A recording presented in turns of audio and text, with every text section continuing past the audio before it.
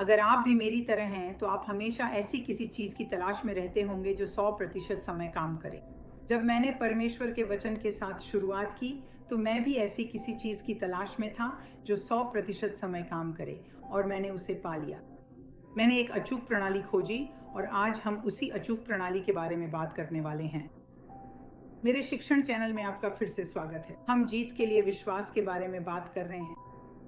आज हम ऐसी चीज के बारे में बात कर रहे हैं जो बहुत महत्वपूर्ण है। कई चर्चों ने कभी भी यह नहीं सिखाया है, और क्योंकि उन्होंने यह नहीं सिखाया, मसीह की देह बहुत अप्रभावी और निष्प्रभावी रही है। कुछ साल पहले जब कोविड की स्थिति आई तो चर्चों को बंद कर दिया गया क्योंकि उन्हें गैर आवश्यक माना गया। चर्च को गैर आवश्यक नहीं होना चाहिए। यह वह जगह होनी चाहिए जहां हर कोई मदद के लिए आता है। हमें अपने आसपास के लोगों, अपने पड़ोस, अपने समुदाय, अपने काउंटी, अपने शहर, अपने राज्य की मदद करने वाले होने चाहिए। हमें वही होना चाहिए जो वहाँ मदद कर सके जब लोगों को ज़रूरत हो उस समय, और सिर्फ उन्हें ज़रूरी चीज़ें देकर ही नहीं, हालांकि वह भी शामिल है, बल्कि उन्हें यह सिखाकर कि चाहे कुछ भी हो जाए और जब भी हो वे कैसे डटे रहें। तो आज का विषय यही है। हम वचन के अनुप्रयोग के बारे में बात करेंगे। आपको ये समझना होगा कि चीज़ों को कैसे लागू किया जाए। हर कोई जानता है कि अपने बैंक खाते से कैसे निपटना है। वे जानते हैं कि जमा कैसे करना है। वे निकासी जानते हैं। गाड़ी चलाने वाले सड़क के नियम जानते हैं। वे जानते हैं गाड़ी कैसे चलानी है, कब गाड़ी पेट्रोल ज़रूरत, उन्हें पता है क्या करना है। लेकिन जब वे चर्च आते हैं, सोचते हैं कह दें प्रभु की स्तुति हो, हालेलुया, सब अच्छा है। और ये ऐसे नहीं चलता। हमें एक दुश्मन से निपटना है, और वह दुश्मन बहुत ही अडिग है, और वह जीतने के लिए ही निकला है। वह इस समय चर्च में मौजूद किसी भी व्यक्ति से ज़्यादा जीत पर केंद्रित है, और हमें भी जीत पर ध्यान केंद्रित करना चाहिए, क्योंकि जब हम परमेश्वर के वचन को लागू करते हैं तो हम असफल नहीं हो सकते। हम कभी भी शत्रु से नहीं हारेंगे जब हम वचन का उपयोग करेंगे। तो हम इस बारे में बात करने जा रहे हैं कि वचन को लागू करने और हर बार जीतने के लिए क्या करना होता है। पिछले हफ्ते हमने रोमियो 10:17 के बारे में बात की थी। विश्वास सुनने से आता है, और सुनना परमेश्वर के वचन से आता है। ये प्रार्थना से नहीं आता। आप विश्वास के लिए प्रार्थना नहीं कर सकते। अगर आप विश्वास के लिए प्रार्थना कर रहे हैं तो आपके पास कभी पर्याप्त विश्वास नहीं होगा, क्योंकि यह ऐसे नहीं आता। ये परमेश्वर के वचन से आता है। मेरे पास कुछ नोट्स हैं, मैं अपने नोट्स पढ़ने जा रहा हूं क्योंकि ये महत्वपूर्ण है। विश्वासियों के पास शत्रु पर विजय पाने के लिए सबसे शक्तिशाली हथियार परमेश्वर का बोला गया वचन है। जब किसी व्यक्ति को शत्रु द्वारा चुनौती दी जाती है तो उस हमले का उत्तर हमेशा वचन में ही होता है। हर हमला छुटकारे के कम से कम एक क्षेत्र से जुड़ा होगा: आत्मिक, आत्मा, शरीर, आर्थिक, सामाजिक और बौद्धिक। और स्पष्टता के लिए, हम आत्मा हैं, हमारे पास आत्मा, सोल है, और हम शरीर में रहते हैं। आत्मा, सोल, मन, इच्छा और भावनाएं हैं, और यही वह क्षेत्र है जिस पर शत्रु हमला करता है। वह हमेशा मन, इच्छा और भावनाओं पर हमला करता है। तो और चूंकि वह छुटकारे के कम से कम एक क्षेत्र पर हमला कर रहा है, और अक्सर एक से अधिक पर, आपको परमेश्वर के वचन से ही शुरुआत करनी होगी।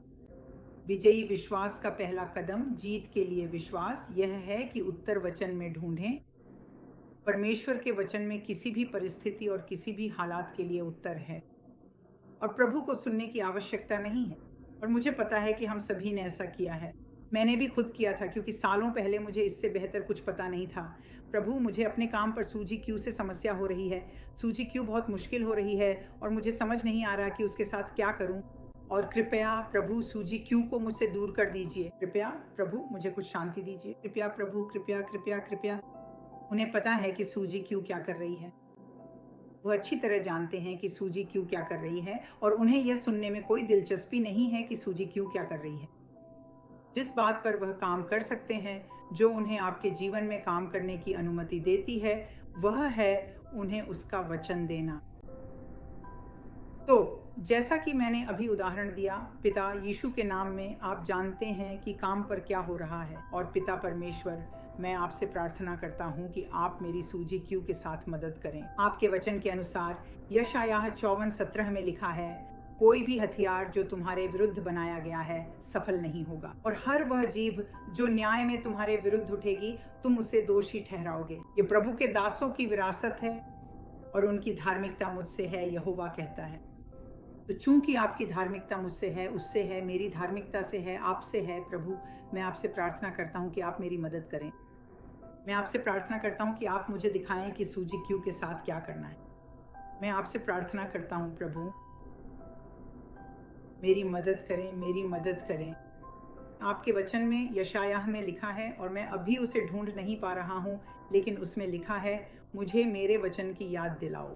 जैसे ही आप परमेश्वर का वचन बोलते हैं, आप उन्हें काम करने के लिए कुछ दे रहे होते हैं। आप उन्हें अपने जीवन में कार्य करने की अनुमति दे रहे होते हैं, और वह आपके चारों ओर की परिस्थितियों को बदलना शुरू कर देंगे। और अगर आप सूजी क्यू के लिए प्रार्थना करना चाहते हैं तो आप हमेशा फिलिपियों 2:2 का उपयोग कर सकते हैं, जिसमें लिखा है, मेरा आनंद पूरा करो कि तुम एक मन के हो, एक ही प्रेम रखते हुए एकता और एक ही मन के साथ। तो आप कह सकते हैं, पिता मैं आपको धन्यवाद देता हूँ कि सूजी क्यू और मैं एक ही मन के हैं। हम एक ही प्रेम, एकता और एक ही मन रखते हैं, और कार्यालय में शांति है। आप परमेश्वर के वचन का उपयोग करके उनसे शांति मांग सकते हैं, क्योंकि अब आपने उन्हें काम करने के लिए कुछ दे दिया है।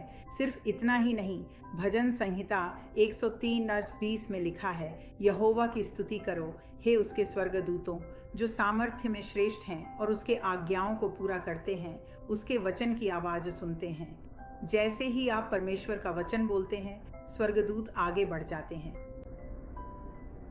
वे न केवल आगे बढ़ते हैं, बल्कि क्वांटम ब्रह्मांड ने भी उन विश्वास के शब्दों को सुन लिया है। उन्होंने सुना है, क्वांटम ब्रह्मांड ने परमेश्वर का वचन सुना है, और आपके भविष्य के कण उस दिशा में ढहने लगते हैं जिस दिशा में आपको उनकी आवश्यकता है। जैसे ही आप परमेश्वर का वचन बोलते हैं, आपकी दिशा बदल जाती है।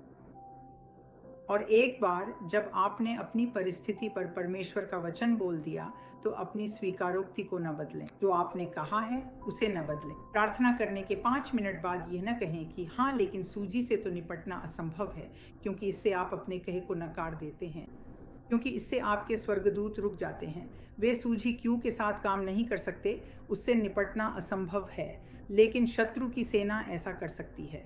प्रार्थना के 5 मिनट बाद अपने शब्दों को नकार देते हैं, तो शत्रु की सेना सूजी क्यू के बारे में आपके कहे शब्दों को सुनेगी। उससे निपटना असंभव है। आत्माओं को भेजेंगे ताकि वह काम करे जो वह करती रही है। यहीं पर ज्यादातर लोग चूक जाते हैं, क्योंकि वे प्रार्थना करते हैं और फिर सोचते हैं कि अब वे जो चाहें कह सकते हैं। नहीं, आपको अपनी प्रार्थना को लागू करना होगा परमेश्वर के वचन के साथ।